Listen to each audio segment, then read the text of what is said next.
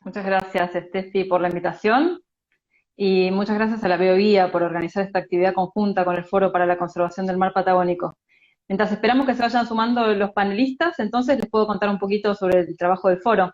El Foro para la Claro. Conservación del Mar Patagónico es una red de 23 organizaciones de la sociedad civil, 23 ONGs, que trabajan en Argentina, Brasil, sur de Brasil, Uruguay y Chile, y trabajamos en los mares del Cono Sur, en las aguas que rodean el sur de Brasil, como dije, Uruguay, Argentina y Chile, sur de Chile en las aguas patagónicas, y aguas internacionales. Hoy les puedo contar de nuestros invitados mientras se van sumando.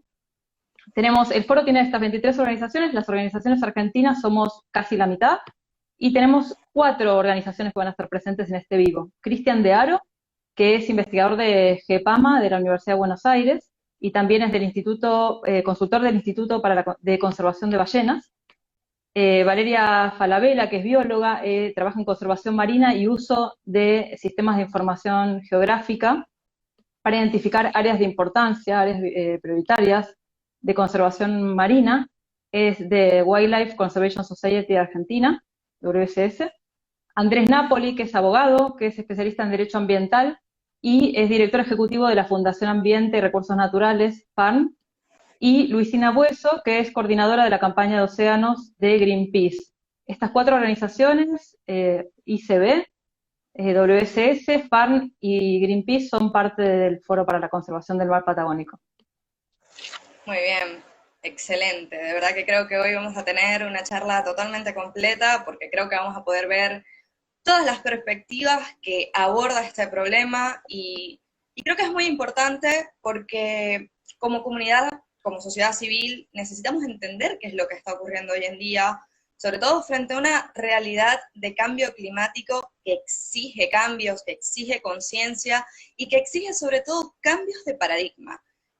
La verdad que me parece sumamente interesante. Vuelvo a saludar a los que se están sumando recién. Repito mi nombre, me llamo Steffi, estamos hoy con Andrea Michelson del Foro para la Conservación del Mar Patagónico y hoy estaremos hablando acerca de la prospección sísmica, cuáles son los riesgos y cuáles son los impactos sobre la biodiversidad del mar argentino. Bueno, Andrea, si te parece, podemos ir comenzando con los invitados. Dale, sí, vamos comenzando. Yo puedo contar un poquito de paso por qué organizamos este vivo. Buenísimo. Bueno, el 30 de diciembre, o sea, hace 8 días solamente, sale una resolución del Ministerio de Ambiente y Desarrollo Sostenible de la Argentina, que es publicada en el Boletín Oficial, y esa resolución aprueba la exploración sísmica en la cuenca argentina norte, frente a la costa de la provincia de Buenos Aires, al sur de la provincia de Buenos Aires. Y las organizaciones argentinas del foro, a raíz de eso, emiten un comunicado en sus redes para expresar rechazo de esta medida y solicitar se detenga y se ponga freno al avance de ese proyecto hasta que no se pueda, aplicando un principio precautorio, ¿verdad? Hasta se puedan cumplir estrictamente los principios y la legislación ambiental nacional e internacional y se realiza una evaluación ambiental estratégica. Entonces, a raíz de eso, nosotros el año pasado estuvimos trabajando en un informe, en preparar un informe con contenido muy importante sobre lo que es la sísmica, los impactos y los riesgos. Y bueno, antes de darlo a conocer, todavía estamos terminando de editarlo. Queríamos, mientras tanto, poder compartir contenidos y conocimiento de los especialistas con la audiencia y también que esto llegue también a las autoridades, ¿verdad? Porque es un problema que como decías vos al principio, digamos, el mar está conectado, el mar no nos afecta solamente a los argentinos, nos afecta a nivel regional, a nivel global. Entonces es una problemática que queremos dar a conocer y bueno, por eso estamos acá. Buenísimo. Sobre todo el tema de la exploración sísmica se viene hablando en diferentes países, no solamente en Argentina, en África recientemente también. Creo que es un tema importante, sobre todo porque, bueno, quizás sean prácticas que ya se venían haciendo, pero lo que comentaba anteriormente, estamos frente a una situación climática que nos exige cambios. Exactamente, totalmente. Ahora nuestros expertos van a hablar seguro de eso y van a ir cubriendo esos frentes. Entra ahora, a ver, si nos puedes presentar. de nuevo. Bueno, Cristian de Haro entonces es investigador de GEPAMA de la Universidad de Buenos Aires y es consultor del Instituto de Conservación de Ballenas, el ICB. Y Valeria Falabella es bióloga, trabaja en conservación marina y uso de sistemas de información geográfica, mapeos, para detectar los sitios de prioridad del mar argentino y del mar patagónico, ¿verdad? Y es de WSS, Wildlife Conservation Society. Hola, bienvenido Cristian. Hola, ¿qué tal? Bien, nuestra otra invitada. ¿Qué tal? Hola, ¿qué tal a todos? Vale. ¿Qué tal? ¿Cómo están? Muy bueno, bien, muy bien. Yo voy a silenciar mi micrófono, así buenísimo. No hay ruido. Bueno, gracias a ambos por sumarse y gracias a la audiencia y a BioGuía nuevamente por organizar este vivo conjunto. Y empezamos con Cristian entonces. Cristian, directamente yo te presenté, entonces lo que te quería preguntar es qué es la prospección sísmica, cómo se realiza y por qué es tan dañina para la fauna marina. Bueno, primero gracias por la invitación. La actividad sísmica es un método que se utiliza en una etapa de la actividad petrolera. Recordemos primero que la actividad hidrocarburífera es una industria que genera impactos a nivel tanto local como global, y que estos riesgos son tan diversos como las distintas etapas y actividades que tiene la actividad petrolera, que son muy diversas. Dentro de la primera etapa, que es la exploración, que es cuando se buscan yacimientos de petróleo, el método más utilizado es la prospección sísmica, es decir, estudios para conocer el subsuelo marino y poder encontrar yacimientos para poder explotar. En este sentido, la prospección sísmica, como dije, es el método más utilizado. Es un método que utiliza un buque especializado con un equipamiento, que el concepto que busca el trabajo de este buque es emitir sonidos controlados al fondo marino, recibir los ecos, los rebotes de estos sonidos de las distintas capas del subsuelo con hidrófonos, transmitirlos al buque y analizarlos, ¿sí? Para tratar de encontrar yacimientos. ¿Cómo funciona básicamente estos sonidos? ¿Cómo se emiten? A través de cañones de aire comprimido. Es decir, el buque arrastra atrás una serie de cañones, que pueden ser de 12 a 48 cañones, un arreglo, que emiten sonidos de altísima intensidad. Y tiene cables que sostienen hidrófonos, también de muy larga, de mucha longitud, puede ser 8.000 metros, ¿sí? 8 lingas. Esto también es importante tener en cuenta para ver la superficie de los elementos que arrastra atrás del buque, ¿no? Es decir, abarca una superficie muy importante. Entonces, como decía, estos cañones emiten un sonido muy intenso, ¿sí? Que pueden llegar a unos 265 decibeles, ¿sí? Como máximo de emisión, ¿no? Como pico. Esto, para que tengan una idea, es un sonido sumamente intenso, es una presión sonora muy intensa, mucho más intensa que la mayoría de los sonidos habituales que tiene el ambiente, tanto de fondo como algunos sonidos especiales. Para que se den una idea, un rayo genera un ruido de unos 200 decibeles, ¿sí? Una erupción volcánica submarina de 240 decibeles, ¿sí? Estamos hablando de sonidos muy importantes, de mucha intensidad. ¿Qué ocurre? Que el buque, cuando opera, cuando hace una prospección sísmica, está bastante tiempo operando, depende de la operatoria. ¿Sí? Puede estar 2 meses, 3 meses, 4 meses operando en un área de varios kilómetros cuadrados o kilómetros lineales. ¿Sí? Entonces estamos hablando de un buque que va muy lento, unos 5 nudos, realizando disparos intermitentes, que son disparos muy cortos, de milésimas de segundos, pero los hace cada 10 segundos. Y estos disparos se realizan todas las horas del día, durante todas las horas del día, durante todos los días que dura la operatoria, ¿sí? Salvo que se corte por algún problema. Entonces estamos hablando de intensidades de sonido altas durante bastante tiempo en áreas extensas. Ahora bien, estos sonidos son principalmente de baja frecuencia. Los sonidos de baja frecuencia en el mar viajan a muchas distancias, ¿sí? Los sonidos pueden llegar a cientos y miles de kilómetros, depende de las condiciones del mar. con lo cual tiene digamos, una llegada a distancias bastante lejanas, o puede tenerlo, de donde se está operando. Bien, la prospección sísmica es una de las actividades que más intensidad de sonido emiten en el mar.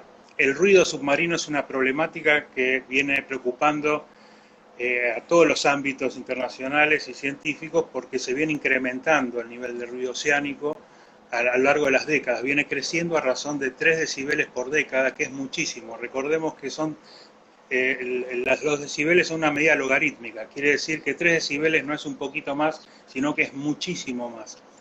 Y esto fundamentalmente por el aumento del tráfico de buques y otras actividades que hace el hombre en el mar, pero las prospecciones sísmicas también han venido creciendo en cantidad, ¿sí? Se han venido expandiendo la frontera hidrocarburífera de exploración, y esto ha hecho que cada vez haya más actividad sísmica en los mares. Como decía, los sonidos que emiten son muy intensos y además las frecuencias se superponen con las frecuencias de audición y de vocalización de muchas especies, mamíferos marinos, aves marinas, tortugas, peces, etc. Quiere decir que el sonido, si tenemos en cuenta que el sonido bajo el agua es una forma de transmisión de energía muy eficiente, es decir, se transmite a más velocidad y llega a más distancia que en el aire, con lo cual la mayoría de los organismos marinos utilizan esta energía para diversas funciones, o sea, el sonido, para diversas funciones biológicas que son vitales, la reproducción, la alimentación, el cuidado parental, etcétera, etcétera. Y un montón de comportamientos y aspectos dentro de estos rangos, de estas funciones vitales que mencioné, que son innumerables, ¿no? Dentro de la alimentación, la detección de presas, poder perseguirlas, coordinar los que hacen pesca cooperativa, por ejemplo en delfines, etcétera, etcétera. Detectar predadores para evitar ser atrapados, etcétera, ¿no? Un sinnúmero de aspectos de estas funciones. Por lo tanto, el sonido es vital para la fauna marina en general. También hay muchos estudios que muestran que hay una ecología de paisaje sonoro. Hay una característica sonora en los ambientes que los animales también, invertebrados, otros animales, utilizan para orientarse, ¿sí? La inserción de sonidos de alta intensidad, por supuesto, va a afectar en mayor o menor medida estas funciones vitales, ¿sí? Indefectiblemente. Ahora bien, el tipo de impacto que pueda generar el ruido, particularmente las prospecciones sísmicas, en el mar, el tipo y la gravedad va a depender de una serie de factores que hay que tener en cuenta, que son la ubicación, el tipo y de la fuente, ¿sí? Dónde está ubicada, qué tipo es y qué volumen tiene. También tiene que ver los rangos de audición de las especies que van a recibir ese sonido. También es muy importante las condiciones de propagación del sonido. También la sensibilidad del individuo que lo está recibiendo, ¿sí? A qué distancia está, cuánto tiempo va a percibir ese sonido, y también qué estaba haciendo antes de ser impactado por ese sonido. No es lo mismo que esté amamantando una cría, que esté alimentándose, etcétera, etcétera. Una serie de factores que nos van a determinar el tipo y gravedad de los impactos, ¿sí? Pero siempre cuando se introduce un impacto de alta intensidad durante un tiempo considerable, estas funciones vitales se van a ver afectadas en mayor o menor medida. ¿Qué tipos de impactos podemos encontrar causados por el ruido oceánico? Y en este caso particularmente estamos hablando de las prospecciones sísmicas. Podemos encontrar, depende, como dije antes, depende de la especie y del individuo y de las circunstancias, podemos encontrar lesiones físicas graves que puedan llevar muerte directa o que puedan llevar a una muerte posterior, dependiendo del caso y la especie. Luego efectos físicos y fisiológicos que si bien no causen la muerte, puedan provocar, mermas en aptitudes de caza, de un montón de otras funciones vitales que le traigan perjuicios a nivel individual o depende de la especie a nivel poblacional. Luego deterioros en la audición. Esto es muy importante porque los sonidos muy intensos y crónicos también, pero en este caso intensos, pueden generar cambios en el umbral de sensibilidad auditiva en las especies, en los individuos, que pueden ser de forma permanente o de forma temporal, ¿sí? Dependiendo del caso. Y por supuesto esto está claro que afecta la capacidad de los individuos para realizar las actividades que mencioné anteriormente, las funciones vitales que mencioné anteriormente, ¿sí? Evitar predadores, etcétera. Luego también tenemos el enmascaramiento. Sí. Déjame pasar porque hasta ahora estamos hablando de los impactos y vos estás contando que tiene efectos esta actividad en la reproducción, puede tener en la reproducción, en la vida en general de las especies, en la búsqueda de pareja, en la interacción con las crías, en todo lo que tiene que ver con la alimentación y reproducción y movimientos en general y navegación.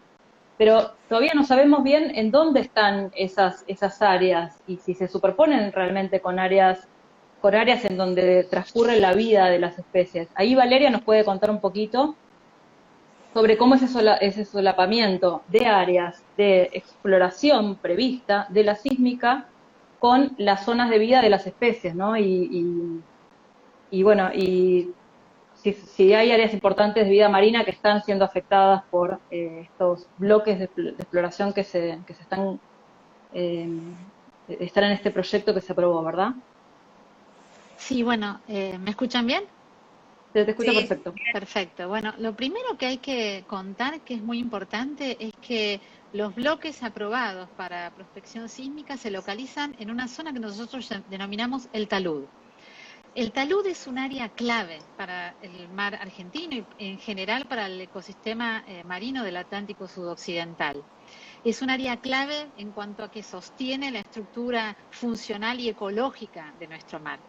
Para aquellos que no conocen bien del tema o del área, quizás puedo explicarlo un poquito. No tengo un mapa, yo siempre uso mapas para mostrar estas cosas, pero la Argentina cuenta con una plataforma continental muy extensa, ¿sí? Un mar que tiene baja pendiente, principalmente, o la mayor parte de la plataforma tiene una profundidad de unos 100 metros, hasta los 200 metros, que se alcanza el borde de la plataforma continental.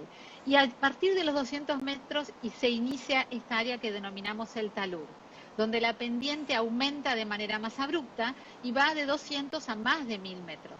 Dependiendo de la latitud, ¿sí? Dependiendo de los distintos sectores del talud, hay zonas del talud donde la pendiente es bien abrupta, es bien alta, y en otras zonas donde es menos empinado. Pero básicamente podríamos imaginarlo como un gran acantilado bajo el mar, ¿verdad? Entonces, ¿qué sucede? Esa es una característica del fondo muy particular que se combina con la presencia de una corriente muy importante, que es la corriente de Malvinas. Es una rama que se desprende de la corriente circumpolar antártica y que transporta aguas subantárticas frías hacia el sur, hacia el norte, desde el sur de la Argentina hacia el norte. Y esta corriente que se desplaza se encausa. Es como si esta pared del talud fuera como una canaleta, la encausa. La corriente se traslada y transporta sus masas de agua bordeando el talud. Al friccionar contra la pared de talud genera algunas corrientes ascendientes que son surgencias. Esto hace que las aguas más profundas donde hay nutrientes suban, ¿sí? Y alcancen las zonas más fóticas. Entonces se dan características y condiciones especiales para que se produzca el frente más grande y más productivo del Atlántico sudoccidental. Hablamos de un área clave para zona de desove y de cría de especies, alimentación, corredor migratorio. Tenemos que imaginarlo casi como un motor biológico. Realmente esa es la Algunos dicen el importancia. supermercado. Bueno, exactamente, es como un gran supermercado marino. Es un motor biológico, es un área de altísima actividad biológica y como tal también tenemos... ¿Cómo? Sumamente nutritiva para la vida, ¿no? Es muy importante, sí, porque, digamos, lo que hace es sostener la cadena trófica de todo el ecosistema. hay que entender también que tiene un rol muy importante el talud y todo este frente productivo en la mitigación del cambio climático, porque el almacenamiento y la regulación del dióxido de carbono a nivel atmosférico está íntimamente relacionado con la productividad primaria. Entonces estamos hablando de una zona clave para la mitigación del cambio climático, el motor biológico, el supermercado marino, todas características que ameritan pensar en su protección y de ninguna manera en imaginar a futuro actividades y explotación hidrocarburífera en esas áreas, digamos. El primer gran problema se plantea justamente en dónde se localizan los sitios donde hoy se plantea hacer prospección sísmica, sitios donde, como mencioné y como mencionó también Cristian, son áreas claves para las características, para la vida de muchas especies, después podemos hablar algunas específicamente, y pensando además del impacto que tiene la prospección sísmica, a futuro imaginar actividades hidrocarburíferas en esa zona, ¿no?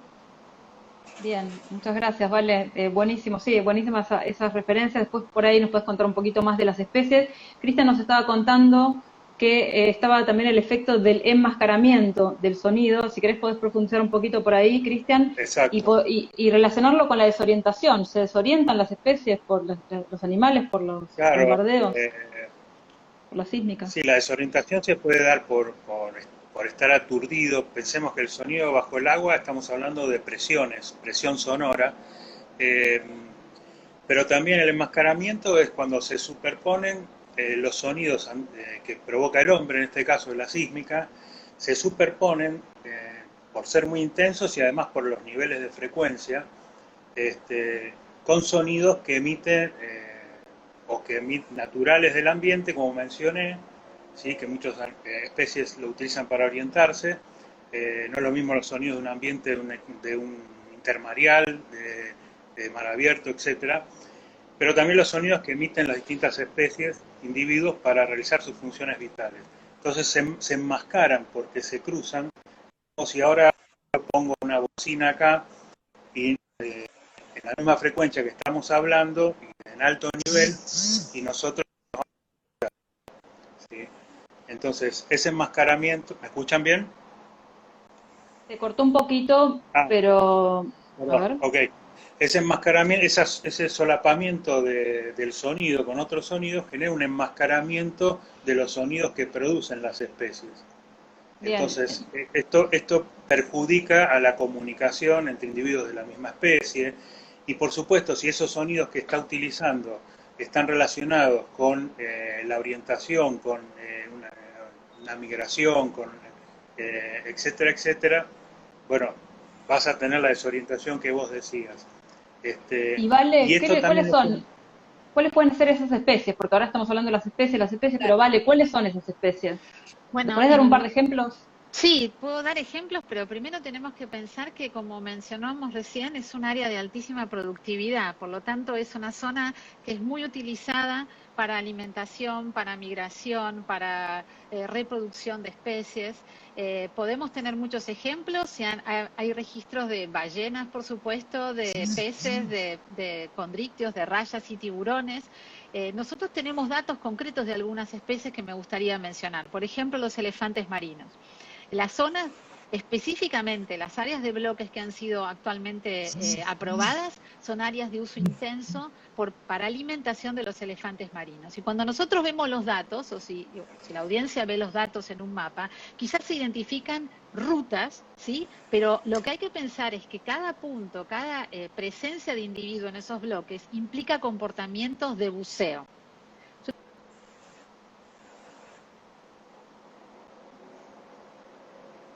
Se nos Me corta un parece, poco, Vale. Mientras sí. tanto, vayamos viéndose preguntas de la audiencia, ¿no, Steffi? La audiencia más que todo viene dando aportes realmente valiosos, hablando sobre todo, aportando sobre todo acerca de la importancia que es conocer toda esta información, que no la conocemos muchos, no es una información que la encontrás fácilmente en internet, o más allá de eso, está bajada quizás para fuera de la academia. Nuestra comunidad ante todo, dar las gracias al panel de invitados, que son todos excelentes, sumamente profesionales. La verdad que me parece muy interesante que comentan, por acá comenta Pablo, excelente todo, y además es importante mencionar, además de la escala espacial, el impacto más allá del área puntual donde se realizan las exploraciones sísmicas, que es lo que venimos hablando. El impacto a nivel biológico, hablamos de que en el mar argentino no solo que hay una gran riqueza de especies y nutrientes, sino que también son especies que migran hacia a otras partes del mundo y que realizan partes importantes de su ciclo biológico dentro de esas áreas que han sido seleccionadas para el proyecto. Entonces, creo que totalmente acertado.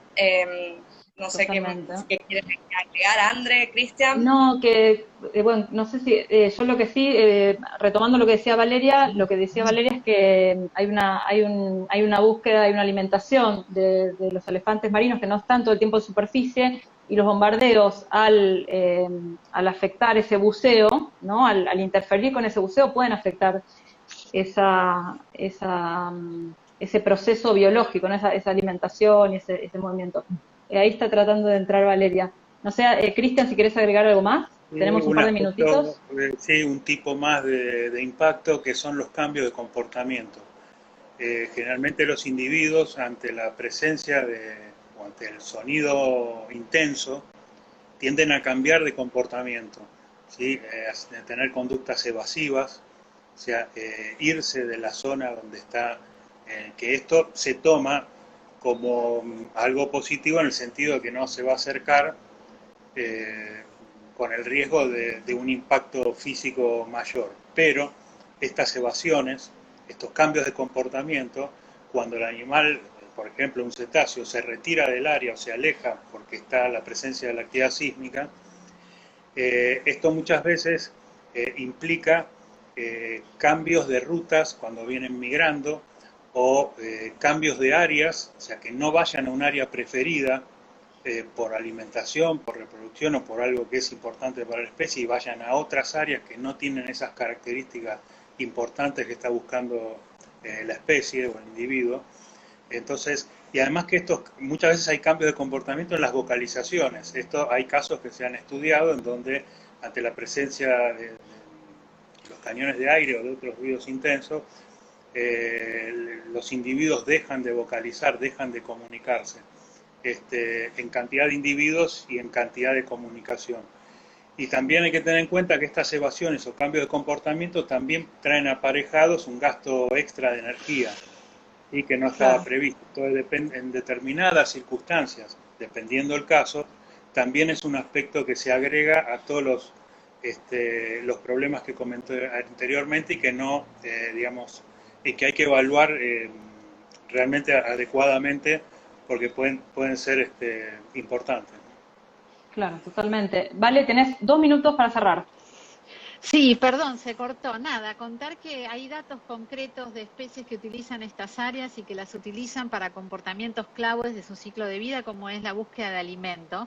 Son especies que requieren de buceos para encontrar esos alimentos y que permanecen gran parte del tiempo bajo el agua y que estarían expuestos a estas fuentes muy intensas de sonido, que ya por suerte Cristian pudo ampliar los distintos rangos de impactos que pueden sufrir estos individuos, desde un daño concreto y la muerte hasta desorientación, cambios de comportamiento, cambios a nivel de su fisiología.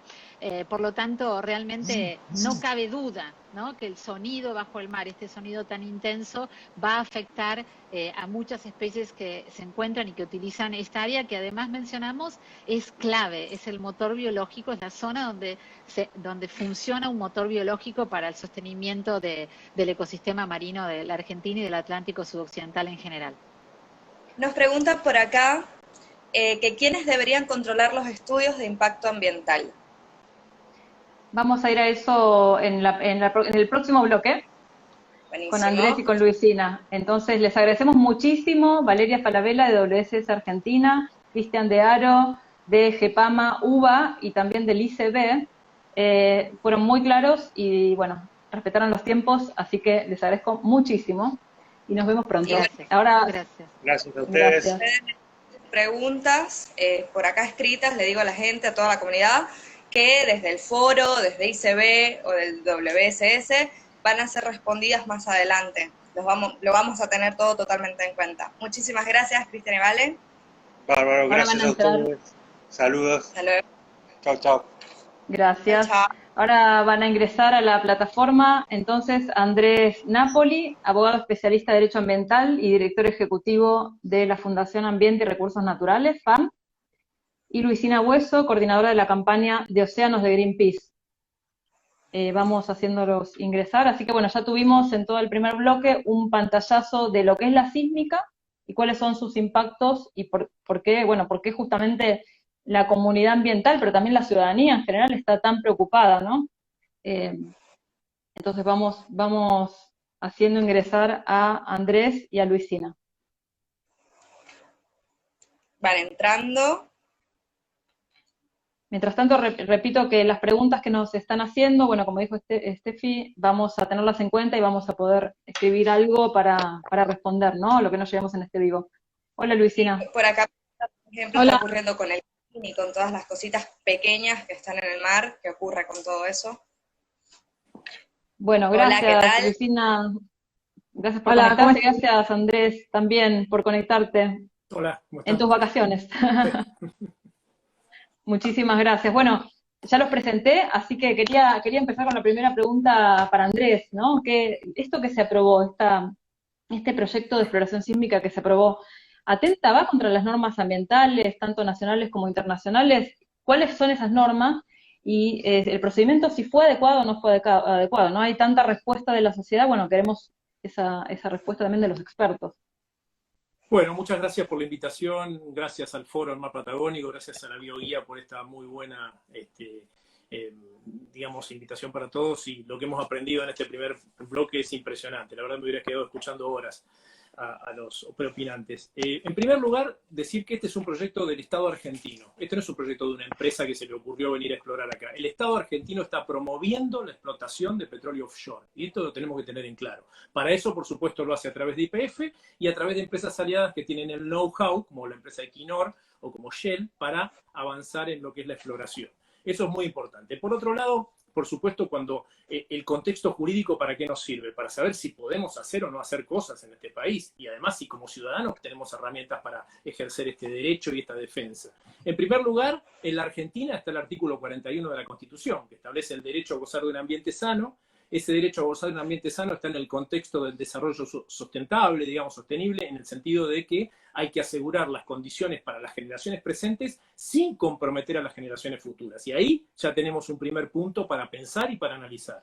En segundo lugar, hay todo un contexto jurídico por debajo, lo que se llama la pirámide jurídica que va por debajo de la Constitución, que la preside la Ley General del Ambiente. Esa es muy importante, es como que la ley que está metida entre el artículo 41 y las demás leyes de presupuestos mínimos, y esa ley tiene algunos elementos muy interesantes. Por ejemplo, los procedimientos de evaluación de impacto ambiental, el principio precautorio, que en este caso juega centralmente, porque ustedes saben que el principio precautorio es el que nos tiene que hacer llevar a tomar medidas cuando tengamos incertidumbres, y en este caso la incertidumbre es lo que reina, la falta de información, todo lo que nos comentaron recién en el panel anterior, todo es una incertidumbre que no está respondida en ningún lugar. Entonces ahí va el lugar a trabajar el principio precautorio. Después, por supuesto, los convenios internacionales que firma la Argentina. Por un lado, el de diversidad biológica, con las metas de Aichi, que plantea la necesidad de generar áreas marinas protegidas, no avanzar precisamente con la producción de fósiles en el océano. Y además, por supuesto, está el contexto que me parece central en el análisis de lo que significa las plataformas offshore hoy, porque se habla de que Argentina explota offshore desde los 70, pero en los 70 no teníamos la situación climática mundial que tenemos. Ni siquiera 5 años atrás. Evaluar la posibilidad de seguir ampliando la frontera hidrocarburífera en el país bajo las condiciones climáticas y de crisis climática que tenemos hoy es cuanto menos irresponsable. Y eso me parece que es central, porque la decisión que toma el Estado argentino hoy no está incorporada dentro de un proceso de transición energética o de descarbonización. Está puesta dentro de lo que son las metas del Fondo Monetario Internacional para pagar la deuda externa, porque todas las explicaciones que nos están dando, disfrazándolas de verde, de que no impacta tanto, de que si va a haber un derrame a futuro va a ser a 300 kilómetros de la costa de Mar del Plata y ni siquiera se van a enterar los bañistas que van a estar ahí, todas esas cosas que estamos escuchando hoy están en un contexto muy distinto, que es lo que ha dicho la declaración de Glasgow recientemente, la conferencia de parte de cambio climático. No hay que avanzar con nuevos proyectos que impliquen el desarrollo de áreas productivas de hidrocarburos, que inclusive la declaración de Glasgow, que fue muy tibia, expresa eso.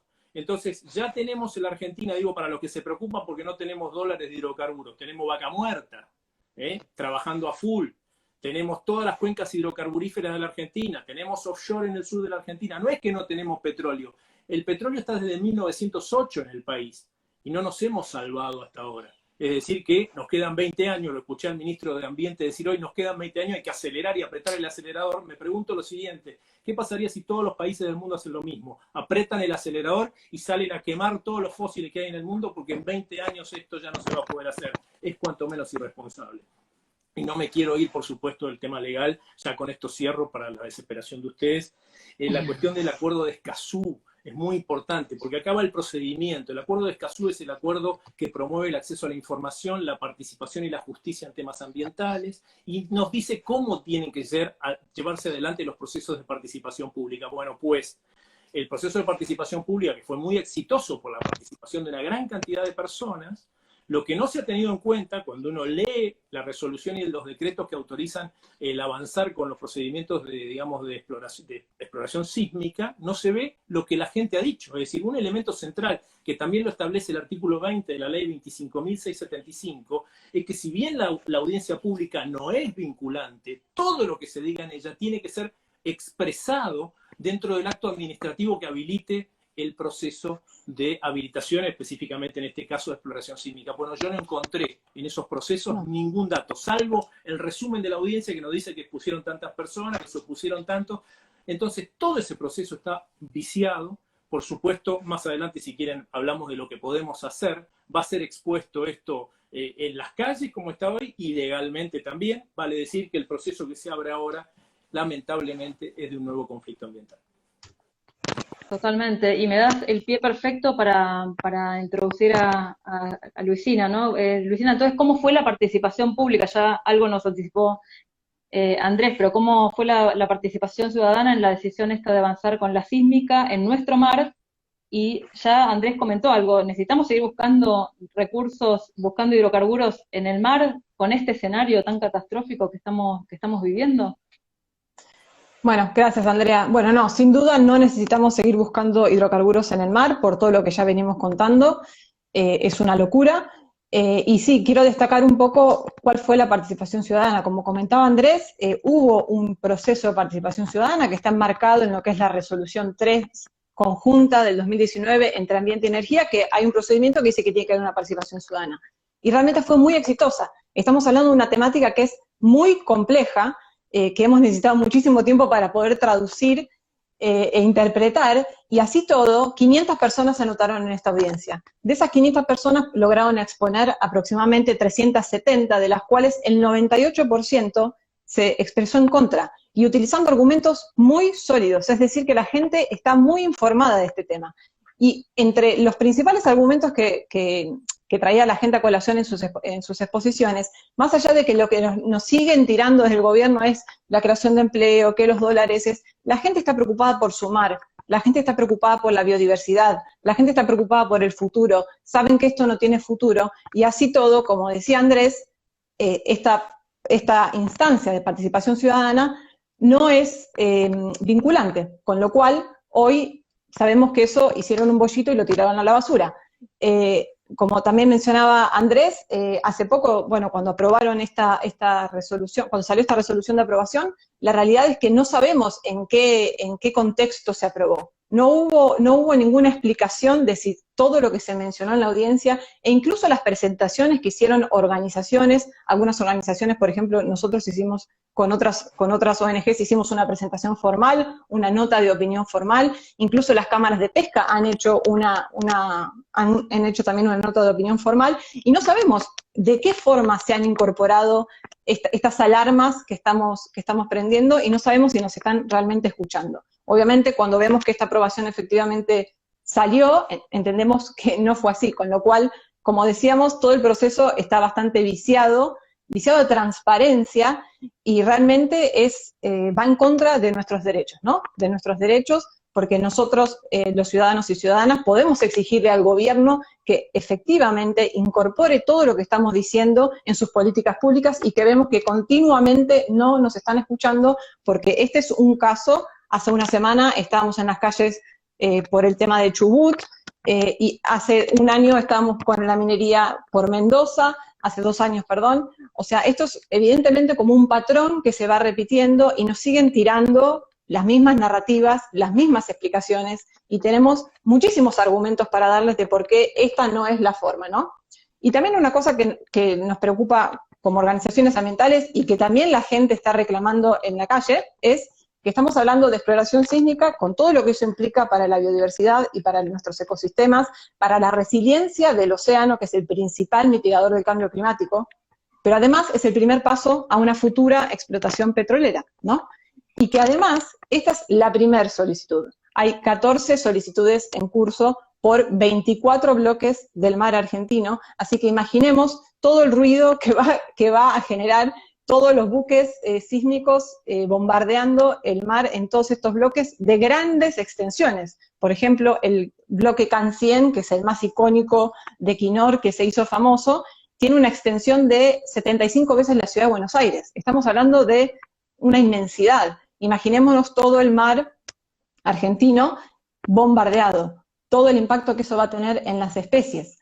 Entonces, sin duda, la gente se va a seguir rebelando contra esto y va a seguir exigiendo el rechazo. Esto lo vimos todo manifestado en lo que fue el Atlanticazo de este martes, que fue realmente muy emocionante ver a toda la gente en la calle, en Mar del Plata, en varias ciudades de la costa atlántica, incluso en Buenos Aires, en algunas ciudades del interior también, porque, bueno, como decía Stephanie al principio, estamos como empujando este cambio de paradigma, ¿no? Es un poco más allá de que nos sigan diciendo, bueno, la generación de empleo, los dólares. No, tenemos que buscar otras formas. Tenemos que redireccionar estas inversiones hacia la búsqueda de energías limpias, porque eso es lo que la gente está exigiendo y porque también es lo que el contexto nos demanda, porque no nos olvidemos que estamos en medio de una crisis ecológica global.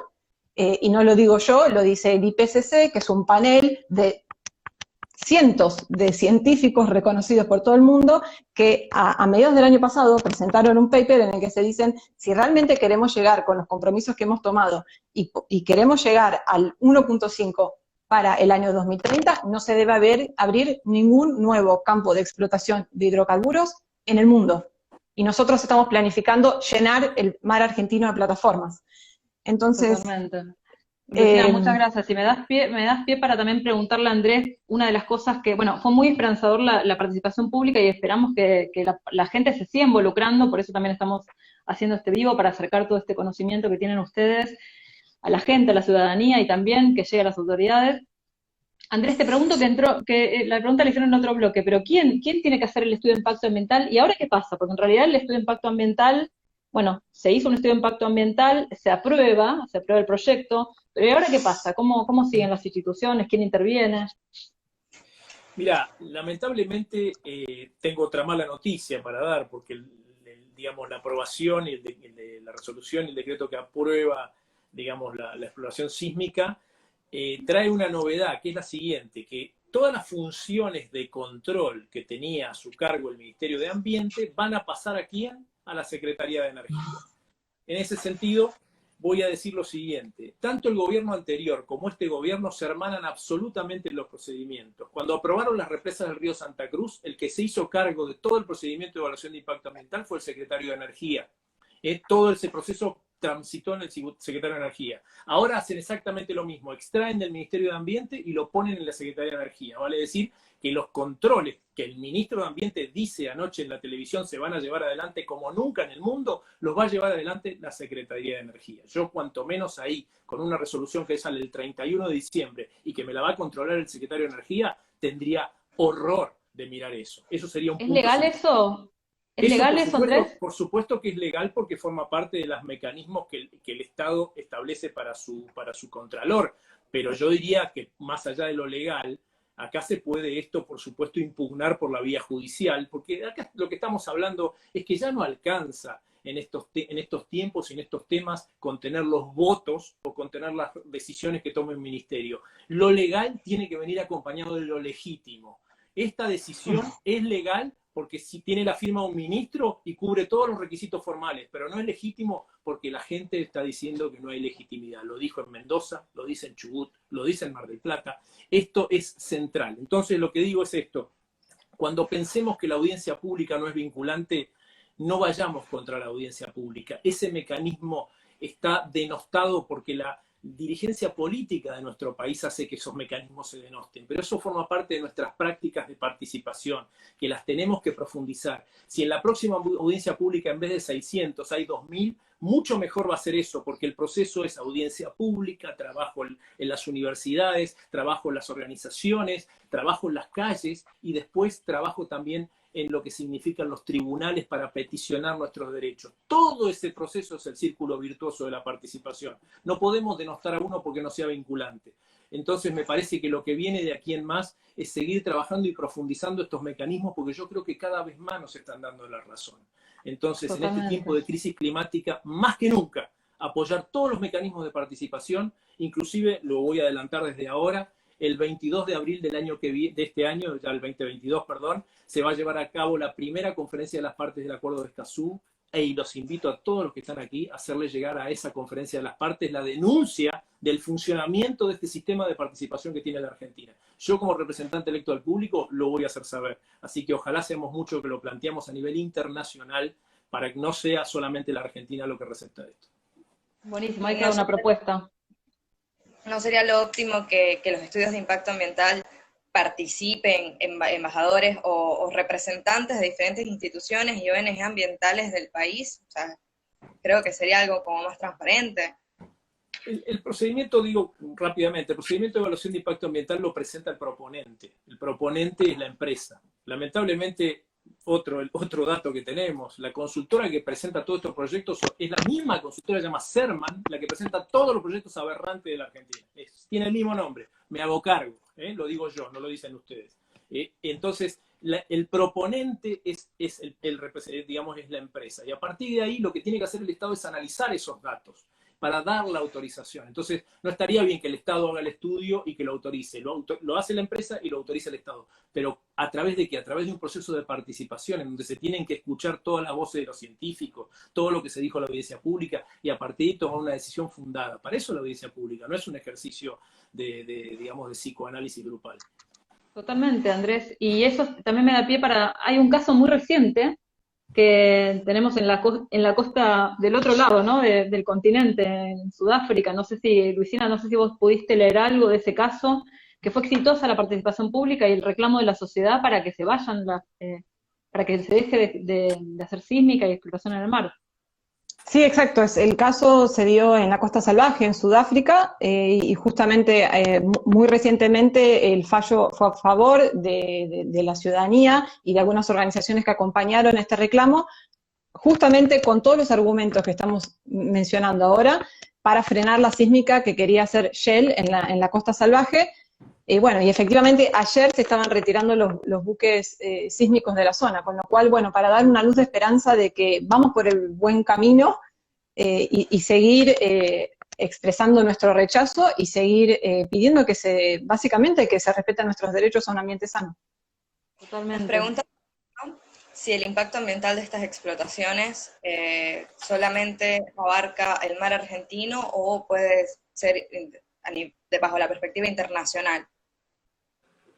A nivel legal. ¿Legal? Sí, interpretémosla a nivel legal porque este segmento es legal y participación ciudadana, entonces. La evaluación de impacto ambiental corresponde, digamos, a la jurisdicción argentina. La jurisdicción argentina es hasta las 200 millas marinas. En este caso, y digamos, para tratar de aclarar un poquito, porque ha habido declaraciones del gobernador de la provincia de Buenos Aires también, esta explotación va a estar por fuera de las 12 millas que le corresponden a la provincia de Buenos Aires. Vale decir, va a estar de la 12 a la 200, por lo cual la jurisdicción es nacional y la evaluación de impacto ambiental corresponde a la Argentina. En el mar, digamos, internacional, ya la evaluación de impacto ambiental, digamos, no tiene una autoridad mundial. Ok, Bien. muchísimas gracias. ¿Vos querías agregar algo, Quizás, Lucina? quizás sumar que en realidad esto puede llegar a tener un impacto si pensamos en los océanos globales, digamos, porque estamos hablando de muchas especies que son migratorias, ¿no? O sea, las ballenas van desde la Antártida hasta el sur de Brasil, cruzan muchos ecosistemas, cruzan muchos de los límites geopolíticos que nos inventamos los humanos, pero en realidad para ellos no existen estos límites y también tenemos muy claro que para los océanos estos límites tampoco existen.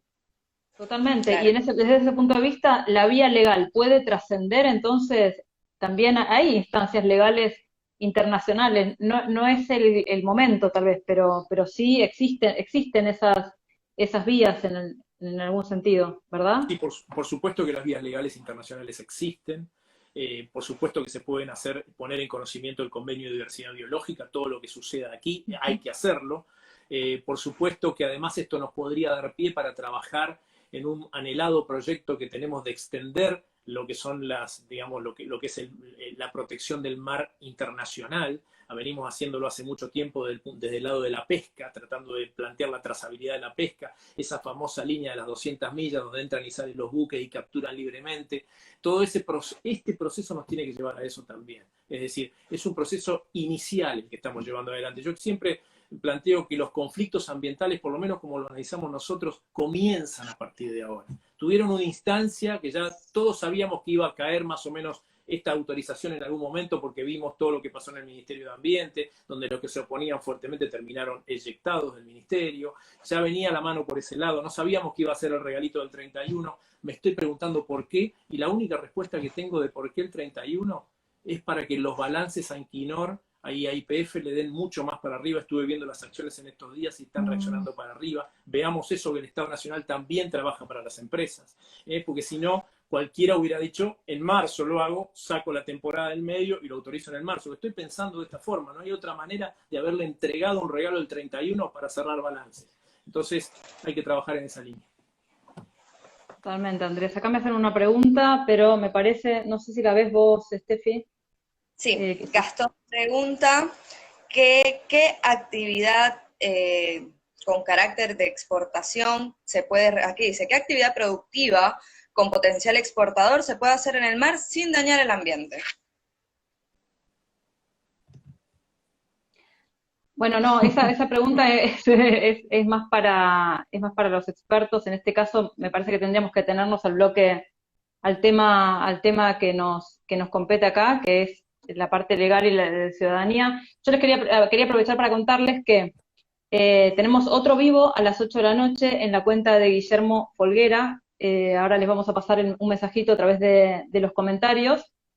Y van a hablar enfocados también en los impactos de la exploración sísmica sobre la fauna. Bueno, los expertos van a hablar son Diego Taboada del ICB, del Instituto de Conservación de Ballenas, o sea que probablemente se va a centrar en ballenas, y Pablo Borboroglu, que es también presidente de GPS, Global Penguin Society, y van a hablar probablemente del impacto en pingüinos. Entonces también dejarles esa información.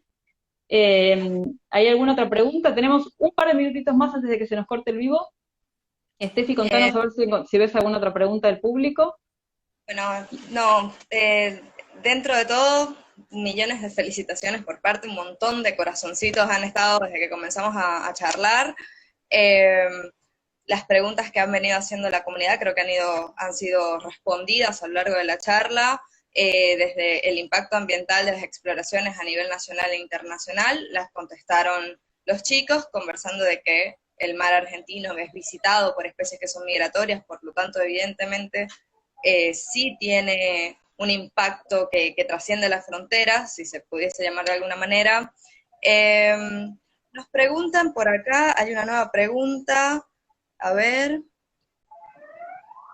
Dice, el doctor Napoli, ¿conoce si han interpuesto acciones de acceso a la información pública por esto? Se han realizado muchos pedidos de información pública, muchos de los cuales no han sido contestados. por lo cual es un proceso que hay que seguirlo. Nosotros desde nuestra organización presentamos anualmente más de 500 pedidos de acceso a información pública, con distinta suerte. Pero sí, hay muchos procesos de pedidos de acceso a información pública, y yo creo que deberíamos como ciudadanos hacer esos pedidos de acceso a información pública. Son muy sencillos de hacer, no necesitan un abogado, simplemente con la firma y presentándose ante el ministerio y preguntando lo que quieran preguntar, invocando la ley 25831, pueden hacer sus pedidos de información tanto en las provincias como en la nación. Hagamos ese ejercicio ciudadano que es muy bueno, sale mucha información y muy valiosa para después seguir adelante. Sí diría que se ha presentado una demanda judicial en los tribunales de Mar del Plata, ya es la primera demanda que se presenta por este proceso, seguramente seguirán otras más, así que el proceso, como decía, es continuo, es el trabajo en todos lados, es la movilización y es también la acción ante los tribunales, pero esto está recién empezando. Totalmente, entonces hay que seguir participando, hay que seguir interviniendo, hay que seguir involucrándose en el tema con compromiso, y es la única manera de poder lograr de alguna forma revertir esta decisión que tanto nos preocupa, ¿verdad? Así es, bueno, les queríamos... Para los sí, que cómo quieran no, hacer Andrés. pedidos de información, pueden mirar la página de Farm, ahí tienen modelos para hacer pedidos, por si, claro, uno se siente a veces muy inhibido, ¿cómo hago un pedido? Vean esos modelos, los pueden usar, pero hagan el ejercicio. Es más importante que lo hagan las personas que lo hagan las organizaciones, así que empecemos.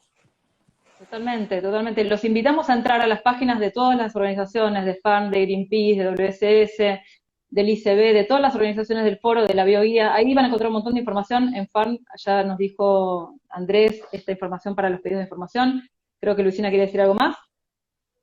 No, agradecer, porque creo que estos espacios son muy valiosos, nos sirve un poco para desmenuzar toda la información que está dando vueltas, ordenarnos para justamente poder armar estos pedidos de información, seguir difundiendo toda esta temática y seguir juntando voluntades y voces para seguir rechazando estos proyectos. Bueno, y muchísimas gracias a los expositores, a ustedes, a Andrés, a Luisina, a Bioguía, a Steffi, muchas gracias por organizar este vivo, y estamos a disposición de todos los que están escuchando esta charla. Muchísimas gracias a todos los que se unieron, los que participaron, que nos vienen apoyando, que nos vienen acompañando, un montón de gracias. Y bueno, de verdad que ha sido un placer poder escucharlos a todos, los chicos que están en este momento, los expertos que entraron primero, de verdad un montón de gracias, Andre, por estar aquí hoy. Y bueno, no sé si quedará tiempo rápido, preguntan quiénes están encargados de los estudios de impacto ambiental. Vamos a seguir respondiendo, yo creo que bueno, ya se dijo anteriormente, sí, pero vamos a seguir respondiendo en un post, si te parece. Y ahora los esperamos en el Instagram de Guillermo Folguera para el próximo vivo.